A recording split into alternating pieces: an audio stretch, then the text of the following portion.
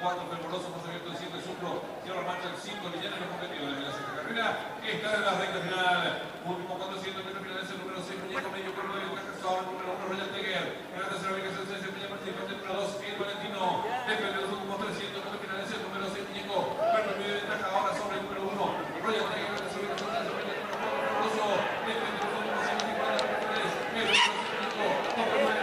de ventaja ahora sobre el número 1, Royal Tiger, ¡Viejo nomás!